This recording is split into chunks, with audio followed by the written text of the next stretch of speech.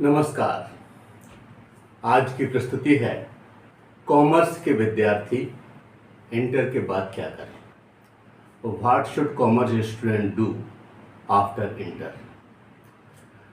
Commerce के विद्यार्थी बहुत व्यवहारिक विद्यार्थी होते हैं और कॉमर्स वर्तमान समय में एक बहुत व्यवहारिक विषय है। बहुधा इन विद्यार्थियों में अधिक व्यवहारिक गुण होने की वजह से परिणाम पाने की शीघ्र इच्छा होती है। बाजारवाद व उत्तरोत्तर बढ़ती उपभोक्ता संस्कृति ने इसे आज के परिप्रेक्ष्य में गढ़ने हेतु नए आयाम उपलब्ध कराए हैं।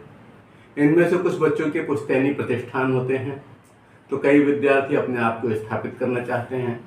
इंटरमीडिएट परीक्षा परिणाम प्राप्त करने के बाद इनको भी वही समस्या घेरती है कि अब क्या करें। कालांतर में व्यवस्थाएं परिवर्तित होती रही हैं।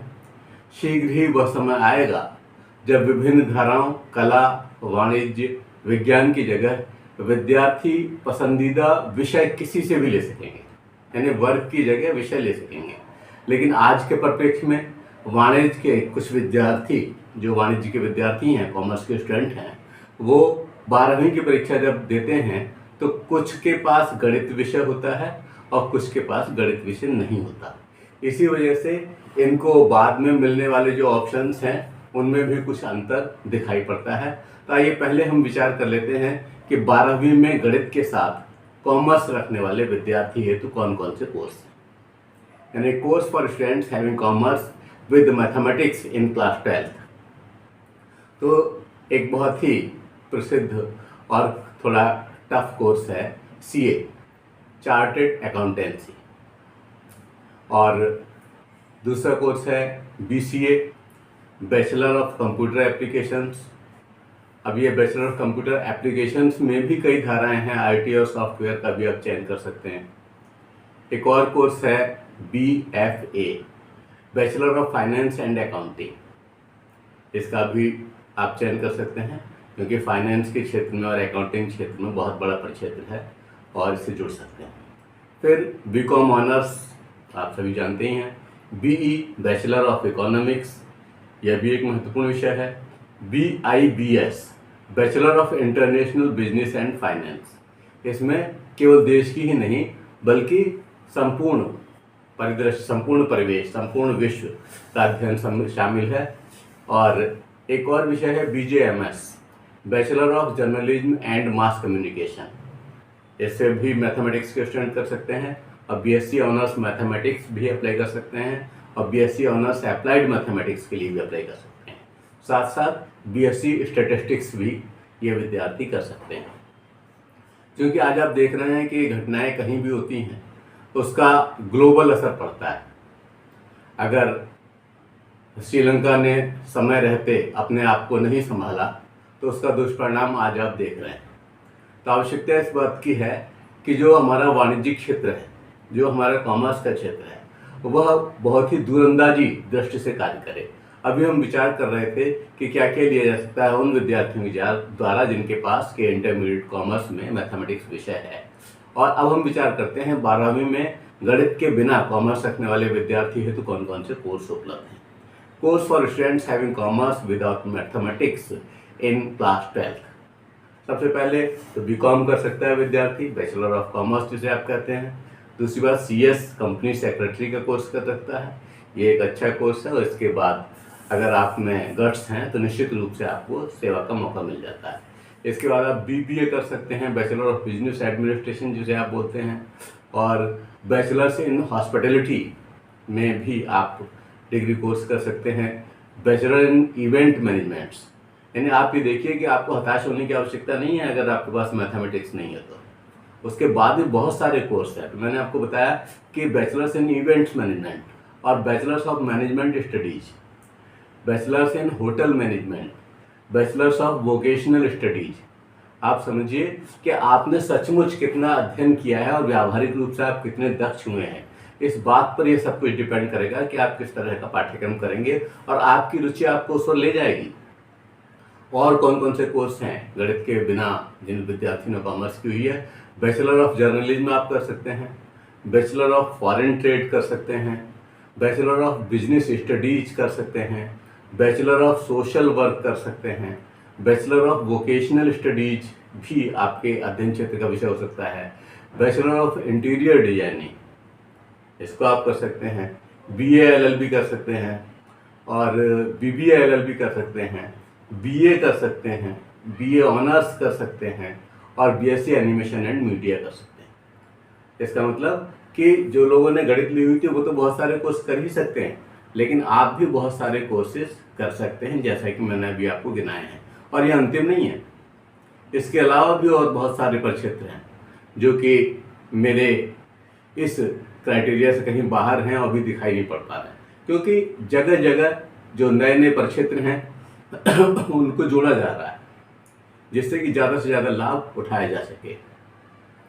कुछ विद्यार्थी डिप्लोमा कोर्सेज करना चाहते हैं, तो 12वीं कॉमर्स के पश्चात कौन कौन से डिप्लोमा कोर्स हैं आइए उस पर थोड़ा विचार कर लेते हैं। Diploma courses after 12th commerce, इसमें डिप्लोमा इन एजुकेशन, आप समझिए कि आगे चल करके आप ग्रेजुएशन के बाद तो BEd वगैरह कर सकते हैं, लेकिन यहाँ पर है diploma in education. Import export diploma, ये कॉमर्स के विद्यार्थियों की है खास करके, और डिजिटल मार्केटिंग का डिप्लोमा कर सकते हैं। डिप्लोमा इन इंडस्ट्रियल सेफ्टी, इसको भी आप कर सकते हैं। डिप्लोमा इन एडवांस अकाउंटिंग कर सकते हैं। डिप्लोमा इन कंप्यूटर एप्लीकेशंस कर सकते हैं। आज जिन क्षेत्र के डिग्री कोर्सेज मौजूद थे उनके डिप्लोमा भी मौजूद हैं, तो डिप्लोमा इन कंप्यूटर एप्लीकेशन कर सकते हैं। डिप्लोमा इन फाइनेंशियल अकाउंटिंग कर सकते हैं। डिप्लोमा इन बिजनेस मैनेजमेंट कर सकते हैं और हॉस्पिटलिटी डिप्लोमा कर सकते हैं। Diploma in banking and finance कर सकते हैं। आप देखिए कितने सारे डिप्लोमा के प्रक्षेत्र हैं। और डिप्लोमा इन रिटेल मैनेजमेंट कर सकते हैं, डिप्लोमा इन होटल मैनेजमेंट कर सकते हैं, डिप्लोमा इन फैशन डिजाइनिंग कर सकते हैं। तो जो लोग जल्दी अर्निंग करना चाहते हैं और कम समय का कोर्स करना चाहते हैं वो लोग डिप्लोमा करके भी अपने आप को सीधे सेवा के क्षेत्रों से जुड़ सकते हैं। तो अगर मान लीजिए हम इन सब का अध्ययन करें कि जो कोर्सेज उपलब्ध थे गणित वालों के लिए, बिना गणित वालों के लिए और डिप्लोमा कोर्सेज, तो ये एक बहुत बड़ा प्रक्षेत्र निकल करके सामने आता है। और फिर भी अगर हम आज कहें कि आज के कौन से लोकप्रिय प्रोफेशनल कोर्स हैं, तो लोकप्रिय प्रोफेशनल कोर्स को हम इस प्रकार से देख सकते हैं कि 12वीं कॉमर्स के पश्चात प्रोफेशनल कोर्स कौन कौन से हैं। Professional courses after 12th commerce, इसमें यदि हम आज के हिसाब से कुछ महत्वपूर्ण कोर्स देखना चाहें तो इन्हें इस प्रकार भी क्रमित किया जा सकता है, लेकिन ये हमेशा बदलता रहता है। किसी समय वक्त की मांग कुछ और होती है, किसी समय वक्त की मांग कुछ और होती है। तो आज के परिप्रेक्ष्य में हम विचार कर रहे हैं कि कौन से कोर्सेज अच्छे हैं। इसमें है GST कोर्स, और ये नया परिक्षेत्र है, अच्छा परिक्षेत्र है और बहुत सारे लोगों से आप जुड़ सकते हैं और अच्छा फायदा उठा सकते हैं। दूसरी बात है इनकम टैक्स कोर्स, तीसरा है कंटेंट मार्केटिंग, चौथा है डिजिटल मार्केटिंग और पांचवा है अकाउंटिंग एंड टैक्सेशन। आप समझिए, देखिए एक एक का नाम जो मैं ले रहा हूँ आपको लग रहा होगा कि सीधे सीधे आपको अर्थ से जोड़ने वाले कोर्स हैं, धन से जोड़ने वाले कोर्स हैं, और इसमें आप इनका अध्ययन करके दूसरों की सेवा कर सकते हैं, मदद कर सकते हैं, साथ साथ अपनी प्रगति भी सुनिश्चित कर सकते हैं।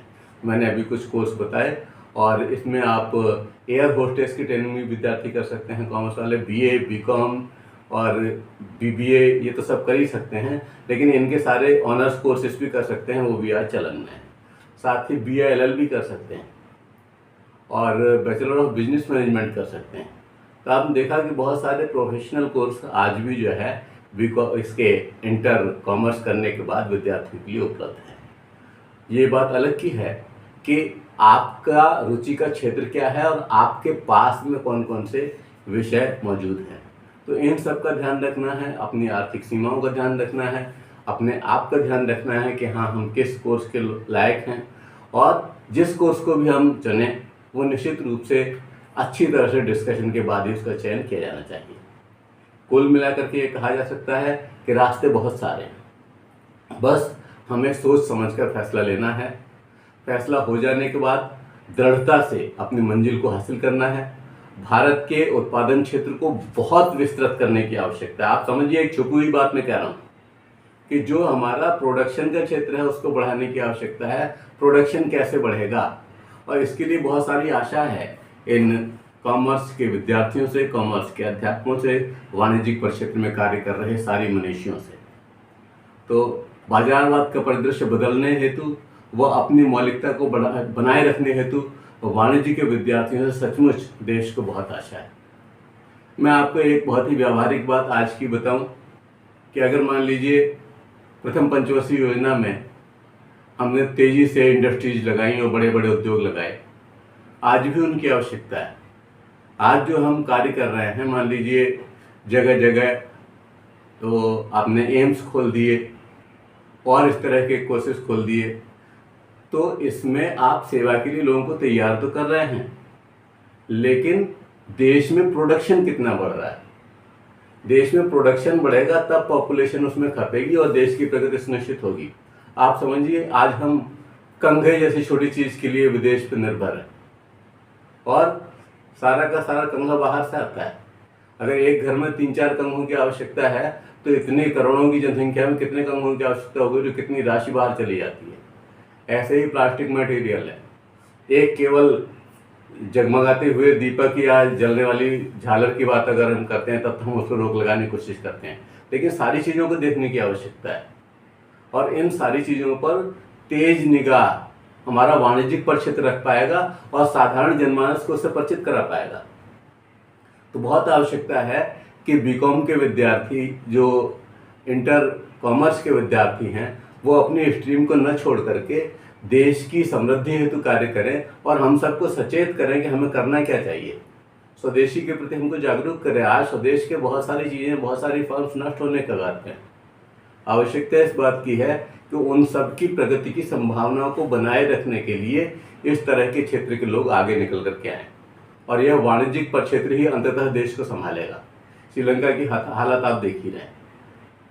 तो अभी हमने विचार किया कि कौन कौन से कोर्स हैं इंटरमीडिएट कॉमर्स के बाद, और निश्चित रूप से यह आपके लिए उपयोगी सिद्ध होगा, लेकिन यह अंतिम नहीं है, अनंतिम नहीं है और भी बहुत सारे परिक्षेत्र हो सकते हैं। आप इसे 1-2 बार ध्यान से देखिए, आपके लायक कौन सा क्षेत्र है। धन्यवाद। जय हिंद, जय भारत।